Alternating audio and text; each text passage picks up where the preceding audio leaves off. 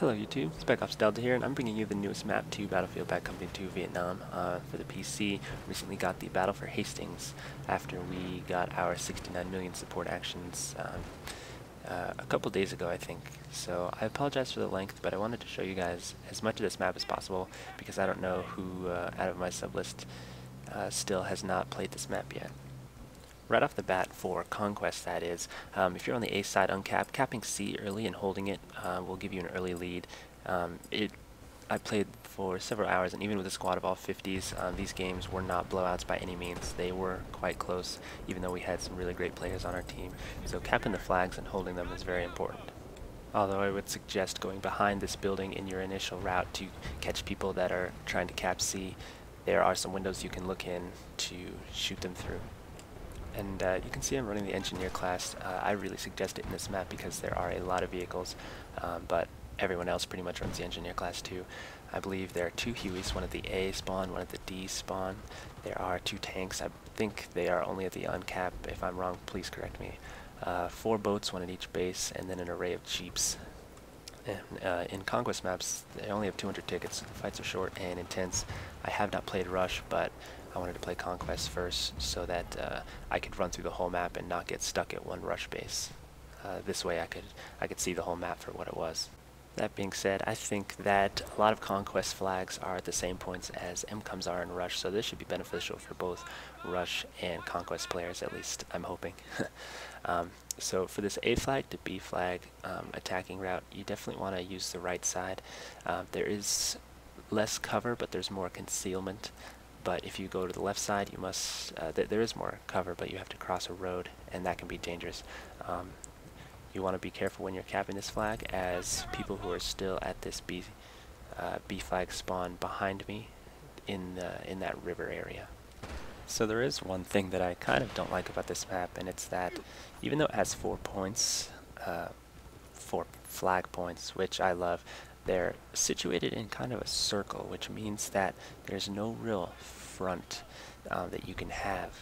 Kind of like, let's say Panama Canal has 4, but if you have C and D, it's really hard to attack the B flag, and it's completely the opposite here. Since they're all in a circle, sometimes it seems like we're just chasing the enemy. You know, we cap B while they cap C on the other side of the map, and it can be frustrating sometimes. But when you're attacking this B to D route, this hill that I'm running to right now is very important. It has multiple places where people can hide and use as cover, and so you want to make sure you sweep it out first before you run to D.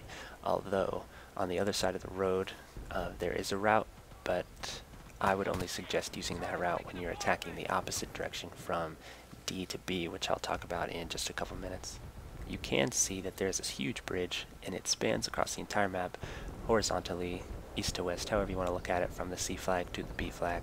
I can't say that I used it very much because I thought I would be an easy target, although it can be probably used for a good amount of trying to cut off their attack routes. But like I said, I can't say that I used it that much, but it's definitely there and could probably be taken advantage of quite well if someone knew how to do it. So this route I take to D, I don't do it anymore. I go more left, and I circle around that rock, and I come up behind one of the other main buildings. There's 3 main buildings here, and all 3 of them you can cap the flag from, and I don't do it on this one anymore because I'm too close to where they spawn. I generally like to, like I said, run to the other building, and I believe I pointed out here in just a couple seconds, but that's where I like to cap this flag from. Yeah, that building there. So during this little lull of tactical advice, I'd like to do a couple things, and the first is to say a big thank you to my friend Masdeath. He is a fantastic player, and I think he proved that beyond a shadow of a doubt with that new montage, which I did the music for, and he mentioned my name, and pretty much overnight my sub base quadrupled. So that's just one of the many reasons why I love the Battlefield community so much. which leads me to my second point of all my new subscribers. I want to say a very warm welcome, and I put out a video a while ago finding my niche and sort of tried to figure out what direction this channel will go. So if you have any ideas or suggestions or comments, please feel free to message me or leave a comment. I try to reply to everything as I have time. It's a busy time of year, we all know, but I do try hard to reply to everybody, and especially since I have so few subscribers, then it's generally pretty easy. So when you attack the C flag to the D flag, there's two routes to take, and I only take one, and I only have taken one, but I believe there's a second one. This way on the right is pretty good. That hill gives you cover, but this other hill on my left is a popular place for snipers and the bushwookies, so you want to keep an eye out for that. But keep in mind also when you attack the D flag that the enemy spawns over there by the helipad where I'm shooting now. So the possible route that I thought of was, instead of taking this way left, is to go right and hug the water. Definitely want to watch out for the boats, and go up to the same building where I capped it, where I said that I capped it before. That would keep you away from the spawners, and with a couple windows it gives you a good vantage point on who's coming to get you. So moving right along, going from D to B, you can see I take this left route, and I think it's best because you definitely have cover and you don't have to cross that road. If you go under the bridge on the other side, you have to cross the road, and here you have cover and you have the high ground, so you definitely have a couple advantages this way. And it's a very quick trip into their base. Once you've cleared out people, you want to make sure you watch on your left, right here, as that's where people spawn. Then you just hop right in, you start capping the flag. There are some little nooks and crannies in here that you want to clear first. They're exactly the same, so there's one on this side and there's one on the other side. So once you've cleared out the actual temple, you want to look behind you and see if there's anyone coming up from the water side, or depending on what flag they have, D or A, you want to see if they're coming from that direction as well. And right here, I can see I'm running low on ammo, so I want to pick up another kit. And I saw this guy had the Uzi. I thought, oh great, you know, I love the Uzi. I have it platinumed on Vanilla Bad Company, so I thought it'd be wonderful. But I don't think I do very well. I don't think I even get one kill. But going from the B flag to the A flag is really pretty difficult. You definitely want to take that hill first. You can try and circle around this left side. Make sure no one's trying to flank you first, like I'm doing here. Then this hill in front of me, you want to have complete control over before you move into Alpha. You want that because they have a pretty close spawn to the flag. You can see they're spawning on the left. That's where the helicopter is at A also, by the way. And you need to move in pretty close to the flag to get it to cap.